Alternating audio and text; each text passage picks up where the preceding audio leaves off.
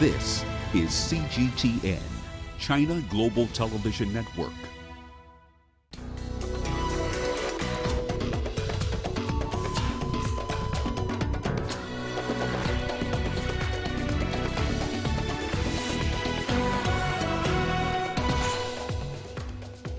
The 12th round of China-US trade talks to kick off next Tuesday in Shanghai.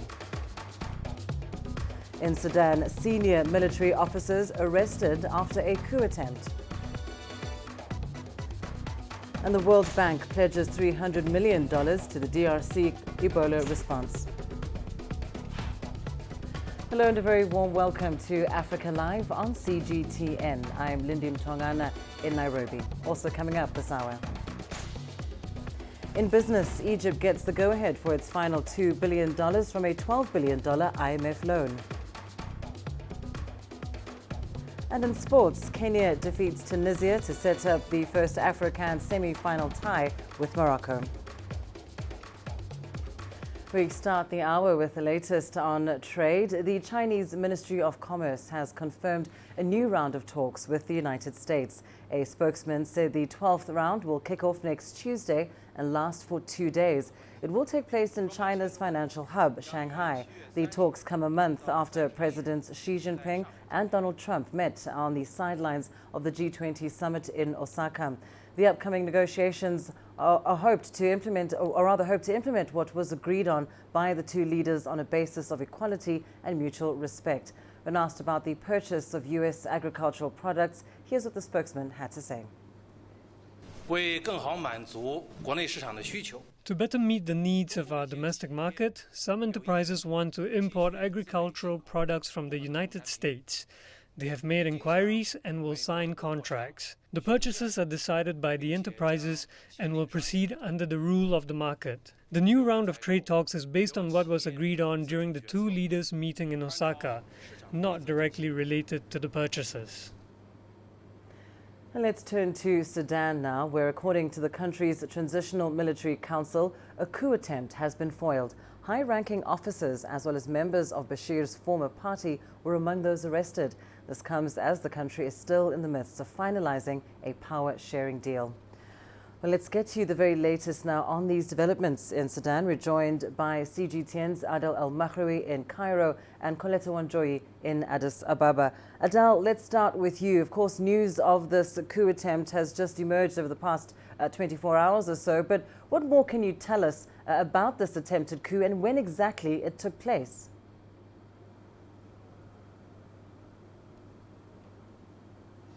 First of all, it's not the first of its kind. This is about the third or fourth coup attempt announced by the Sudanese Military Transitional Council that has taken place, and according to them, they've successfully managed to stop it.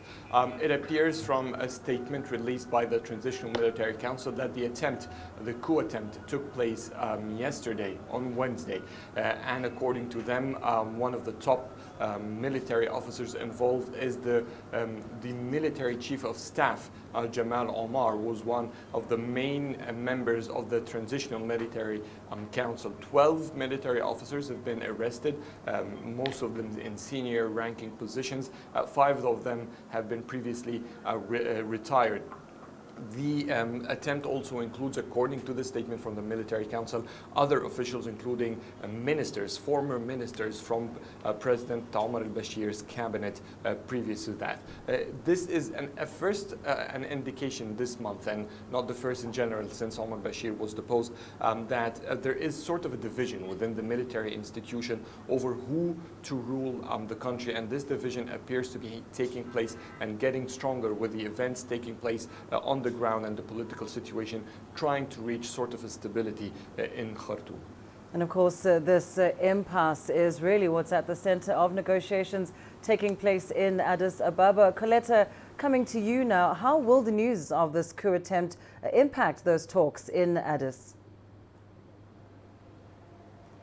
Well, Lindy, we're likely to see it probably working to the favor of the transitional agreement, the agreement for transitional government. For one, we might see the military hastening the agreement with the civilians in terms of signing a constitutional agreement that will give powers to the current arrangement where they'll have a sovereign council. Also, we are likely to see the civilians now having a stronger voice to push for a transitional government and a faster transition towards a civilian-led government, because now the civilians have a voice to say and to put out the point that the military is divided, it is still not united and cannot be really trusted. So we might see the negotiations going much faster, and we might see the Sovereign Council coming into effect very fast. And coming back to you, Adele, of course, this question of just how divided the military is becomes really important now when we see people as high-ranking as the Chief of Staff being implicated in this coup. Tell us about the impact it's going to have on the military itself.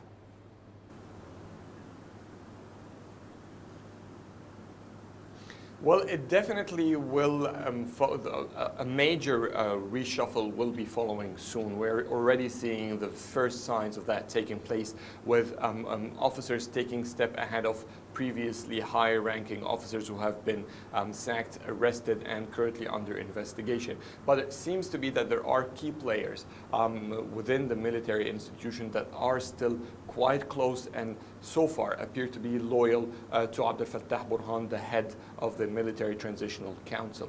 However, it seems that within the military institution itself, trust is shaking. This is, as I told you earlier, this is about the third or fourth coup attempt, at least publicly announced and acknowledged by the Military Council, to be announced since Omar al-Bashir's ouster in last April. So that's about almost a coup attempt every month since the new political transition phase started in Sudan, which is a key indication that there isn't a strong grip yet over the entire military institution, however it appears.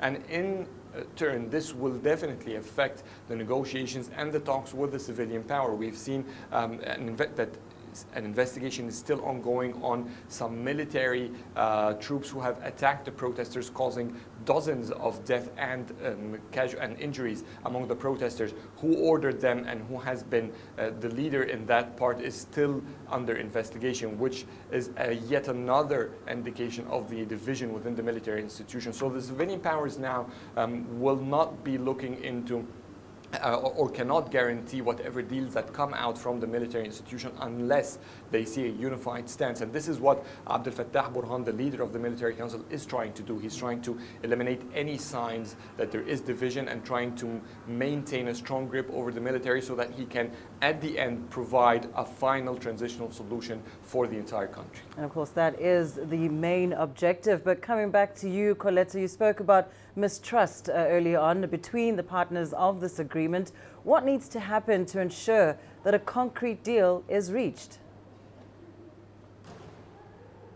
Well, Lindy, at the moment, the people of Sudan are banking on the transitional government of national unity that's supposed to run for 3 years before they get a fully civilian-led government. So what needs to happen is a sovereign council needs to be put into place immediately. We know the military has been given, according to the political agreement, they've been given the power to give out the Minister of Defense and the Interior Minister, but the other ministries are to be suggested by the civilians. So what needs to happen is powers need to be shared. There need to be clear roles as to what will happen. What will be the role of the military during the transitional period? What will be the role of the civilians? And where will their powers stop? Because we know, as we stand right now, the civilians do not trust the military because they have accused the military of attacking them even recently as they protested seeking civilian rule. So trust has to be built by a strong legislative council that has to be put in place also, and also implementation of the transitional government system. That is yet to happen.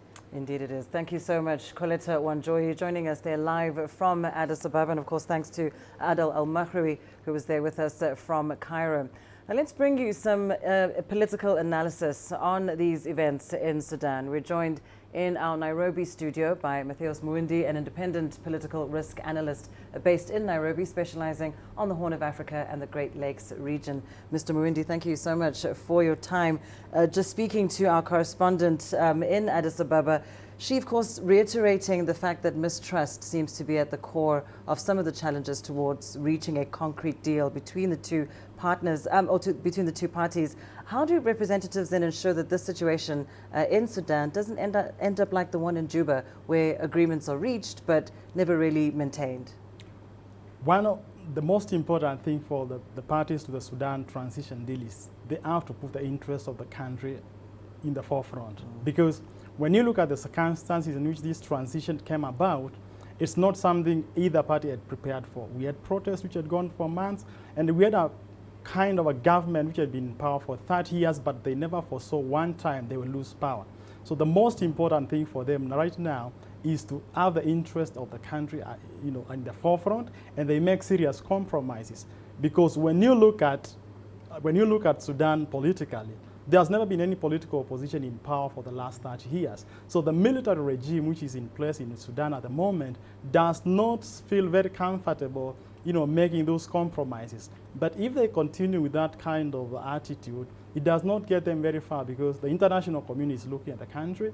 They don't want the country to have any serious instability. So they'll have to make those compromises at least to have this transition deal and implemented. Of course, just looking at the recent events, this coup attempt in which the military chief of staff and other senior ranking officials have been implicated, it's certainly a rather worrying suggestion that the military is deeply divided. How is this going to affect negotiations on the agreement? The latest coup attempt in Sudan is a demonstration that this political transition will face constant threats of being disrupted, especially by factions within the military in Sudan. It shows that there are factions in Sudan, in the Sudan armed forces, who are very unhappy with what is going on. So even if the political transition is completed, those dangers will always remain in the background. The Sudan military has always been very divided, especially between the army itself and the sections of the paramilitary forces, the rapid support forces. Those are the elements who will always present serious threats to this transition agreement. And of course, in the meantime, this is now just really giving a bit of voice, strengthening the voice of the opposition groups who already don't trust the military. It's understood, of course, that the opposition groups themselves have signed an agreement in Addis. Tell us more about this. Yes, what has happened the last 24 hours is something which makes the opposition come out good in this setup. But on the other hand, when you look at the opposition forces themselves, they are not all that united, because we have sections of opposition who are former armed rebel groups. They have not been disarmed. They never ended the armed campaigns. So the opposition itself, much as they will take advantage of what is going on at the moment, they are not united themselves.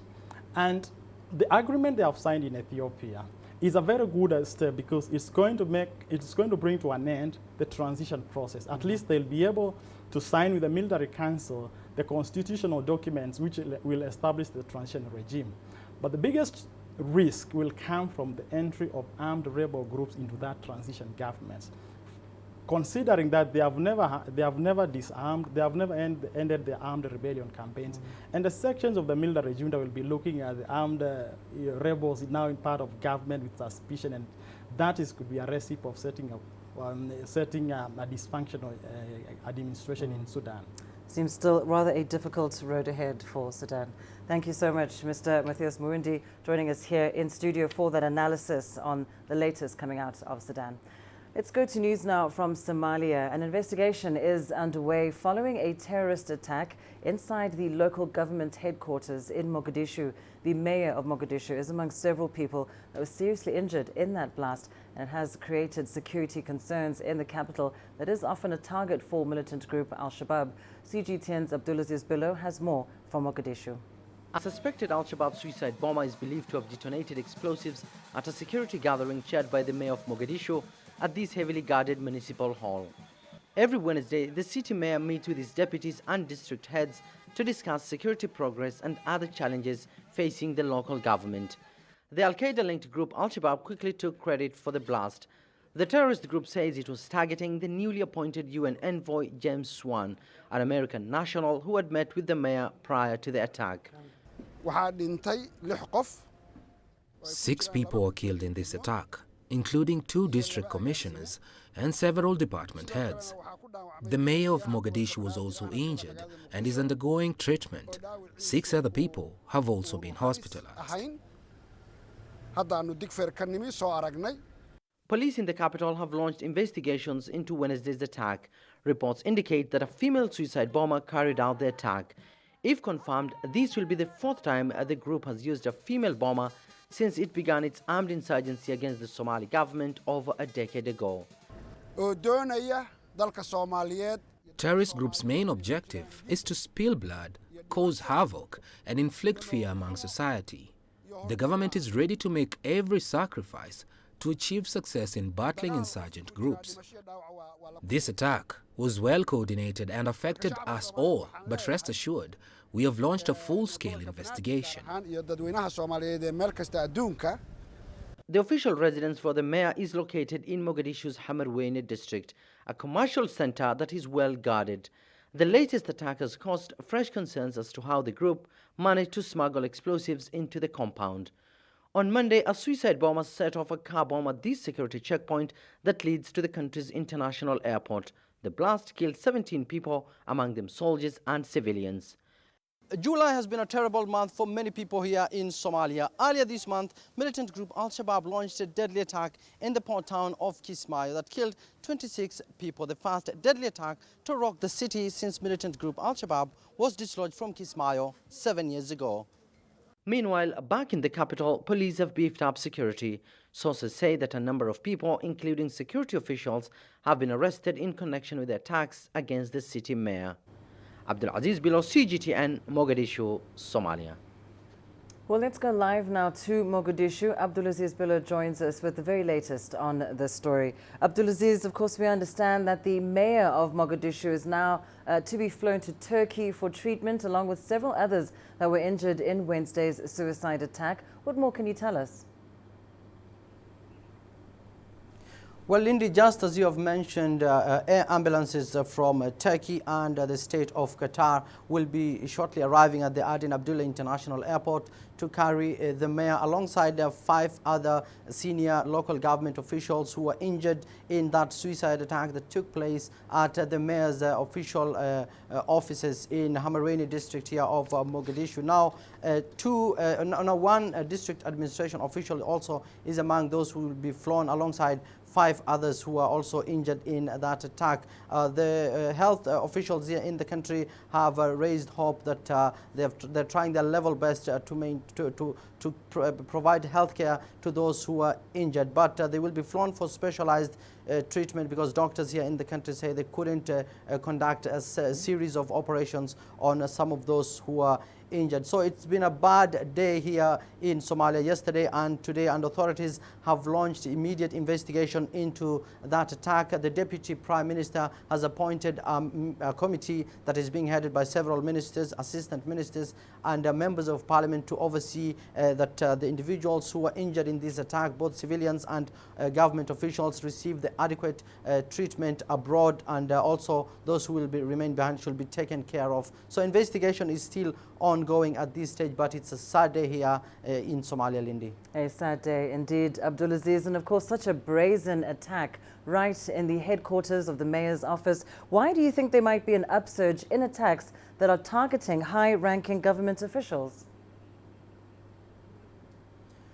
Well, Lindy, in the month of July alone, we've witnessed 3 deadly attacks, one in the port city of Kismayo that killed 26 people. Among those who were killed include a regional presidential candidate for the upcoming election slated for August, alongside other influential officials. Also, here in Mogadishu, the attack on Monday killed 16 people, and now we are seeing a 3rd attack that is taking place at the mayor's official residence here in Mogadishu. So all this adds up to the increasing insecurity here in the capital, and experts here are attributing this to al-Shabaab that is trying to show that it remains a formidable force here in Somalia despite increased pressure from AMISOM and the Somali government forces, as well as American firepower that has killed dozens of militants in recent months. So this is a message literally from the militant group al-Shabaab that we are here to stay and we can strike at will even in hotspots here in the city. So the attack at the mayor's residence raises serious concerns because I've been to the mayor's office and you cannot imagine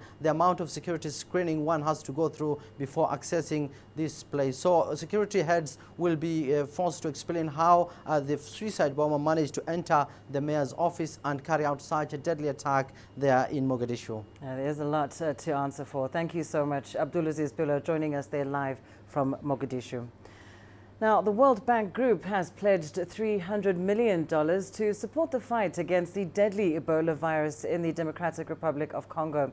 The funding is expected to meet the needs of about half the new Ebola response plan that is due to be agreed on by the Congolese government and an international consortium next week. Let's bring you more on this now. We're joined by Chris Ochamringa in Kinshasa. Chris, of course, the WHO has said in the past that it would need hundreds of millions of dollars to combat the Ebola outbreak. Now there's this $300 million from the World Bank. Is it enough? No, Linda, it's not enough. This amount of money is just half of what the international community and the DRC government needs to try and roll back this outbreak over the next 6 months. This period is known as the 4th Strategic Response Plan, and there's going to be an increase in activities aimed at stopping the spread of the outbreak and also increasing the coordination of the response. And so there have been calls by the WHO Director General, Dr. Tedros Ghebreyesus, urging countries to contribute more so that this outbreak can be brought to an end. There have been some responses from the international community. We've had New Zealand, the United States, Norway, all pledging to contribute money. So there's optimism that there's more money that's going to come, and eventually this outbreak will be brought to an end. And of course, the money from the World Bank, it might not be the full amount that is needed, but it is a significant amount of money. At this point, do we know how it will be used and perhaps how far it might go in combating the spread of Ebola? Well, I spoke to an official from the World Health Organization, and he said that there are a number of components in this Ebola response. There's the issue of vaccination, there's the outreach programs to educate the people about Ebola and how they can protect themselves. There's the issue of safe burials, quite a number of issues that have to be done. And all these are handled by different aid agencies. We have the World Food Program, the International Organization for Migration, the World Health Organization, and other agencies like the Red Cross, the International Red Cross and Red Crescent Society. And so all these organizations are going to come up with budgets, share it with the head of the Ebola response, Mr. David Gressley, who is then going to work with the DRC government to see how the money is going to be spent to different areas. For instance, UNICEF is one of the agencies that is in charge of providing nutritional care to people who have been infected with Ebola, and also taking care of children whose parents have been isolated in the Ebola treatment centers. So this response requires a lot of money, and so there's much more that needs to be done. Well, thank you so much, Chris Ochamringa, joining us there from Kinshasa. Now, staying with this story, the United Nations Special Representative for the DRC, Leila Zerugui, has briefed the Security Council, highlighting the DRC's progress in the political situation, notably the president's efforts to enact reforms and improve collaboration with neighboring countries. CGTN's Jane Kyo has more. The UN Special Representative to the DRC also pointed out on the formation of a new government, calling on all parties to resolve their differences. She, however, expressed concerns on the intercommunal violence in the Eastern Democratic Republic of Congo. In addition to massive displacements, the UN Special Envoy addressed the measles outbreak that has so far claimed the lives of at least 2,000 people since the beginning of the year. Violence continues to be the main cause of humanitarian needs in the Democratic Republic of the Congo. As a result, the country is currently facing simultaneous emergency situations, including mass displacement and protection threats. On reintegration of ex-combatants, she encouraged Congolese authorities to adopt a community integration approach rather than integration into the security forces. The broad integration of ex-combatants into the army and police forces in previous years only led to the degradation of their capacities, the hijacking of security policy by parallel networks, and incentivizing the creation of illegal armed groups. The Democratic Republic of Congo is currently battling the worst Ebola outbreak in the country's history. The UN Special Envoy also pointed out the factors complicating the response to the disease. In South Kivu, the flare-up in inter-community violence and armed group activity has displaced up to 180,000 people. Added to this is the ever-increasing concern of the Ebola epidemic, which has now claimed the lives of more than 1,700 people. According to the UN, persistent violence, mainly in North Kivu province and south of Ituri, continues to be the main driver of humanitarian need in the Democratic Republic of Congo, with the troubled country currently facing simultaneous emergency situations. Jane Kill, CGTN. Well, time now for a short break. Here's what's still ahead on the program. Maritime experts gather in Accra to discuss security. Abductions for ransom, the latest security problem in Nigeria. For lucrative economic data out of the country, the country's foreign currency reserves. With a dedicated and diverse team of anchors, CGTN now brings Africa to the palm of your hand. I'm Penina Karibe in the heart of Nairobi, which is bustling. From everyday heroes to the continent's most powerful figures, we bring their voices to you. We haven't changed. And this is something most of us are very excited about. We bring you news that's changing perspectives. Reporting from Nairobi City Center. News that brings Africa to the world.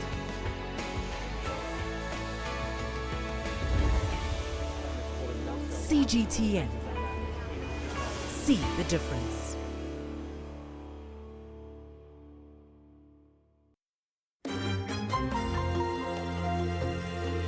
AfricaLive.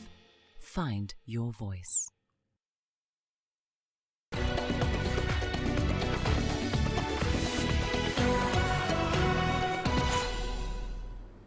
Ghana's Navy is hosting an international maritime conference in the capital, Accra. The navies from around the world, as well as researchers, regulators, and other players in the maritime industry are meeting at the two-day event.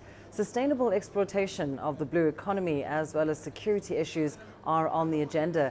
The conference falls on the 60th anniversary of Ghana's Navy. Insecurity in the Gulf of Guinea is also a major topic of discussion, with experts looking at how best to stabilize the region. The Gulf of Guinea has become the world's worst piracy hotspot. Well, CGTN's Nabil Rufai joins us for more on this story from Accra. Nabil, of course, this meeting, of course, underway for the next 2 days. And let's start with the agenda. What are some of the key issues that are set to be discussed? Lindy, mainly the conference is focused on the rising incidents of piracy, armed robbery, and illegal fishing at sea, especially on the Gulf of Guinea. Now you realize that just this month, a Turkish ship was hijacked by pirates along the Nigerian coast, and it's one of the main banners for this particular conference. They are looking at ways to find effective solutions to combating crimes at sea. And Nabil, of course, you mentioned the Gulf of Guinea, and of course it's now, as we understand, the world's worst piracy hotspot. What kind of strategies are being discussed at the conference in terms of dealing with the rising insecurity in the Gulf of Guinea? Basically, Lindy, the conference is looking to provide a framework for joint operations among regional blocs. They believe when they are able to come together, that's when they'll be able to fight these crimes that occur at sea. Now, in fact, the West African sub-region is signing an MOU today on how to effectively partner among themselves to boost naval capacities in dealing with these crimes that occur on sea. A lot of these issues have become a worrying trend recently, and they are looking at building capacity. They are also looking at getting the needed equipment to fight such crimes when it occurs on the coast. Nabil Rufai, thank you so much. Joining us there live from Accra, Ghana. Turkish officials have emphasized they are working on the safe return of the 10 Turkish sailors who were kidnapped from a cargo ship by armed pirates off the coast of Nigeria. CGTN's Michelle Bar-David has more. On July 15th, 10 Turkish citizens were kidnapped from a cargo ship off the coast of Nigeria. Turkish officials have emphasized that they are working on their safe return. However, they have not given any details regarding the progress that they have made. There were 8 other crew members on the ship that day, on the day of the kidnapping. They later told officials that the pirates had approached the ship with 2 boats, that they had destroyed the equipment for communications, and that they had threatened them that they would burn down the ship if they did not surrender. That's why they felt the need to do so. Meanwhile, a few days later, on July 19th, 4 other Turkish citizens were also kidnapped, this time in Nigeria's Kwara state. These were 4 Turkish construction workers who were resting in a bar when 6 armed men entered the place. They raided the place and kidnapped these Turkish citizens for ransom. According to sources who spoke to Anadolu agency, Turkey's state media, it's been reported that they have received a proof of life for these 4 Turkish citizens, that they are not hurt. However, although we do not have a confirmation, it is believed that negotiations are continuing, and they Turkish officials expect that these 4 Turkish citizens will be released soon. This is Michal Badvid for CGTN in Muğla, Turkey. Well, it would appear that Nigeria is currently battling a serious wave of kidnappings, and it has now become a major security concern after the Boko Haram insurgency and banditry attacks. In recent times, foreigners have been targeted. So far, 14 people have been kidnapped in less than a week, all of them from Turkey. 2 Chinese workers were kidnapped earlier this month, while 5 others were abducted in April. Here's CGTN's Deji Badmus with more. Kidnapping for ransom had always been a problem in Nigeria, but at no time did it reach the scale that the country is currently witnessing. This year alone, the Nigerian police says it has documented over 700 kidnapped cases. Some cases go unreported as victims choose not to report them. Among the 700 cases, at least 20 are foreigners, all happening within the past 4 months. One of Nigeria's foremost security experts says while the situation is very disturbing, the trend does not show foreigners are actually being targeted. Because of the large number of kidnap cases ongoing, foreigners are beginning to fall into the net, not as a special group, but as anybody out there, and someone who has the ability to pay ransom when it's demanded. So there's no intentional targeting of foreigners, but there's a seizure of foreigners for money. And it's not just foreigners who have been targeted. High-profile Nigerians and in some cases, ordinary folks have also been victims as well. The government has been throwing various measures at the problem. The police has since launched a special anti-kidnapping operation across the country, leading to the arrest of hundreds of suspected kidnappers. Despite the successes recorded by the security agencies, the kidnappers are not giving up.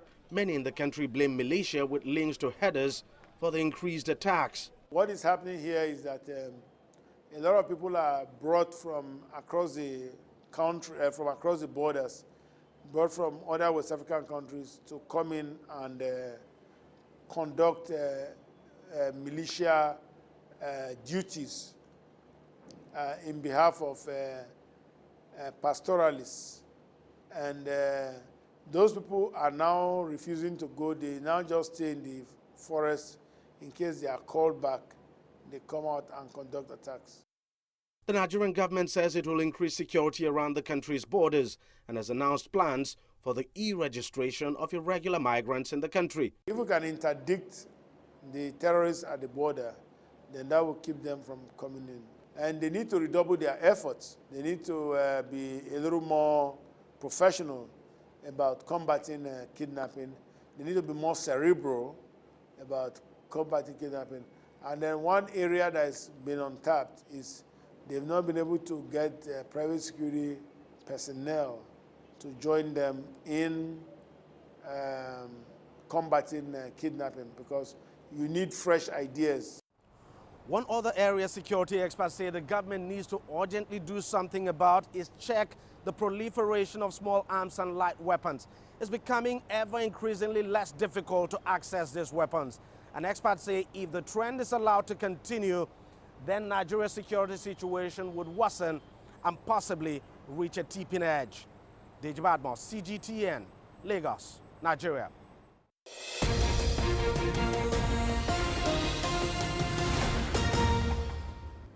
We bring you breaking news now coming out of Tunisia. The country's media are reporting that President Beji Caid Essebsi has passed away. He had been hospitalized for the third time in recent weeks. The 92-year-old Essebsi was hospitalized on Wednesday night for unspecified reasons.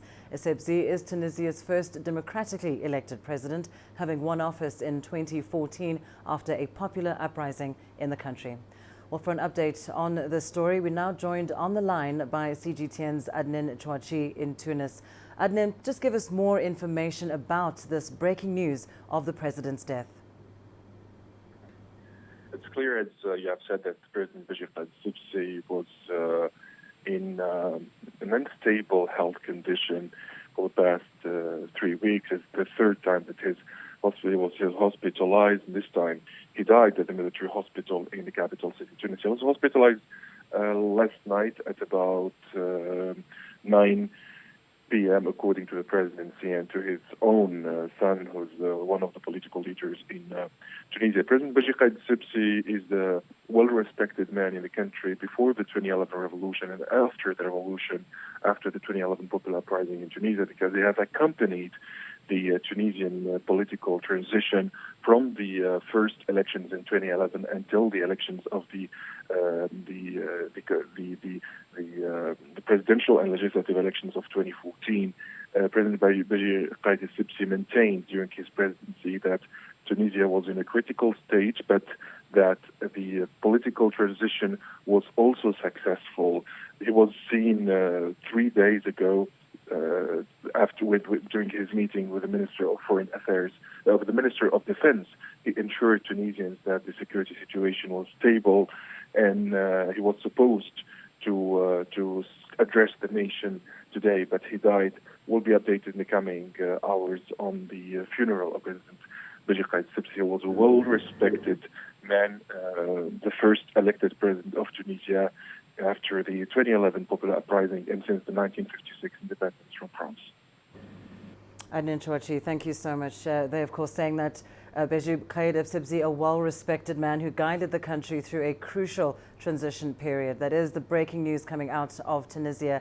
Country's media reporting that the president has died. He had been hospitalized for the third time in recent weeks.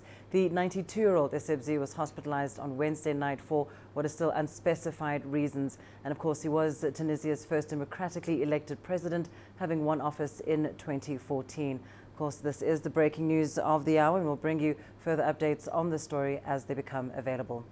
For now, though, time for a short break. Coming up in your business news, Egypt gets the go-ahead for its final $2 billion from a $12 billion IMF loan.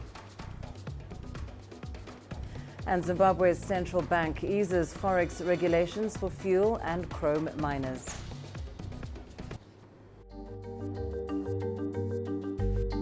AfricaLive. Find your voice.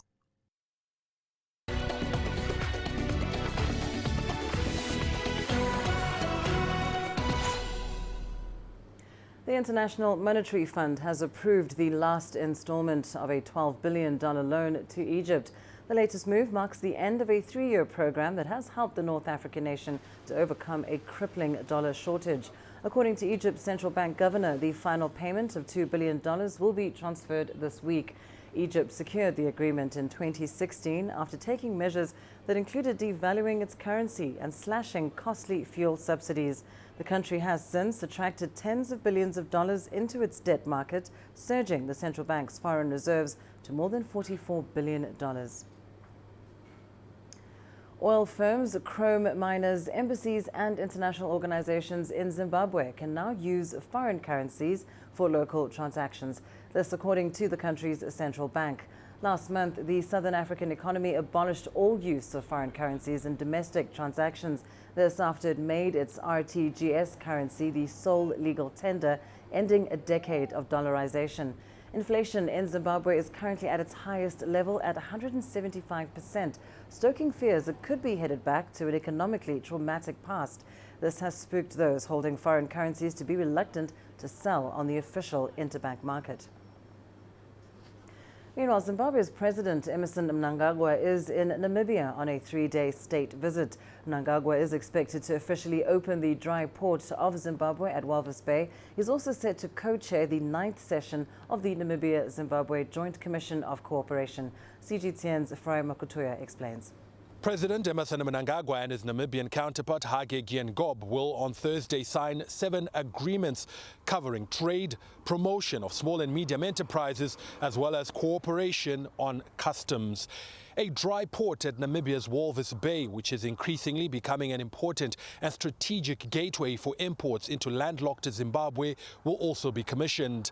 Namibia becomes the 3rd country after Botswana and South Africa with which Zimbabwe has elevated relations to a joint commission level, a move aimed at boosting economic and trade ties. President Emmerson Mnangagwa's government has been pushing for trade and investment opportunities within the SADC region as it seeks to turn around an economy that has been hamstrung by years of international isolation and sanctions imposed by the West. Efraim Makutuya, CGTN, Harare, Zimbabwe. South Africa is awaiting recommendations from the Mbadi Commission of Inquiry appointed by President Cyril Ramaphosa last October. The commission has been investigating allegations of governance failures at the country's Public Investment Corporation. It has lost billions of dollars in value. With the details, here's CGTN's Angela Coppola. The inquiry has heard from 70 witnesses, several of whom have mentioned the ex-CEO Dan Machila as playing a key role in approving questionable deals. He's denied this. We cannot blame this only on 1 or 2 individuals. The problem is a structural problem that's rooted in the transition from apartheid to post-apartheid South Africa. In the transition, we left the possibilities of ensuring a better life for all to the advancement of a black bourgeoisie. The main opposition party is concerned, but they are expecting the Commission to be more assertive in getting to the bottom of governance failures at the PIC. For us as parliamentarians, it's essential to know how exactly the PIC was captured and how it was corrupted, so that we can make the legislative changes necessary to ensure that that never happens again. Other observers want specific changes and a longer-term investment horizon. The first is greater transparency. The second thing is a change in mandate to ensure that more investment in long-term infrastructure and development policy programs in South Africa. And thirdly, I would like to see a shift in the government employees pension fund from a fully funded scheme back to a pay-as-you-go scheme. Some politicians want to properly protect the asset manager from undue political influence or interference. So what we want to see is how do we firewall that institution from political influence. It should run like a professional, independent asset management firm. The second thing we really want to see is some balance to the PIC's power. If you actually look at it, the PIC has got way too much power because of the size of its fund. There's also a call to look at the broader challenges facing state-owned entities. We require structural steps and interventions to ensure that we don't have the same problems in the future. First, that's the first point. The second point is, I think we have to shift from the narrow project to a much more broader project. The Commission's work isn't done yet, but when those recommendations do come out, they're sure to be damning, and people's heads are going to roll. I'm Angelo Coppola for CGTN in Tshwane, South Africa. 1 year since a social media tax was introduced in Uganda, and the government has not collected as much revenue as it had expected. It had hoped, or predicted rather, an annual receipts of $76 million, but only $13 million came in over the last 12 months. The daily levy on platforms like Facebook, Twitter and WhatsApp was very unpopular with many Ugandans when it was first introduced. Here's CGTN's Isabel Nakiria with more from Kampala. Logging onto the internet without paying a charge. Many Ugandans are avoiding the 50-cent daily levy for using sites like Twitter, Facebook and WhatsApp.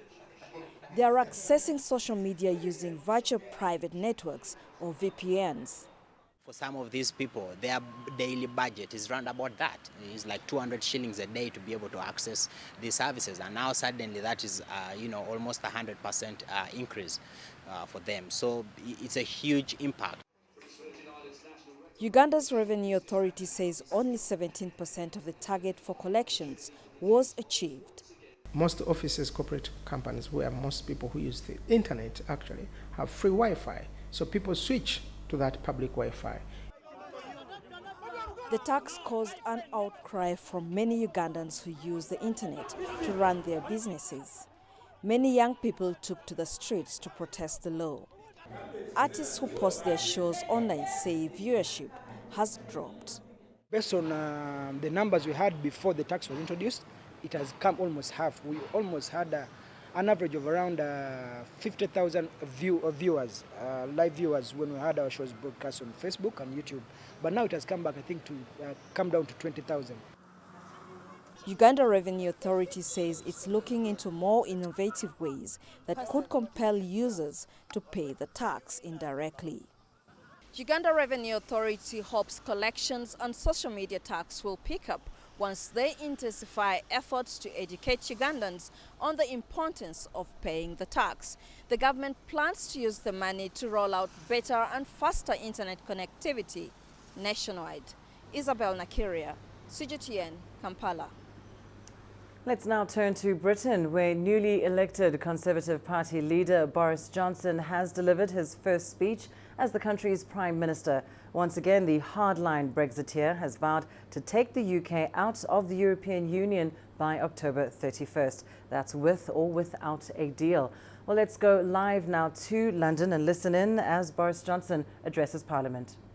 Across every nation and region of the UK, providing support to towns and cities and closing the opportunity gap in our society. We will announce investment in vital infrastructure, full fibre rollout, transport and housing that can improve the quality of people's life, fuel economic growth and provide opportunity. Finally, we will also ensure that we will continue to attract the best and brightest talent from around the world. No one believes more strongly than me in the benefits of migration to our country.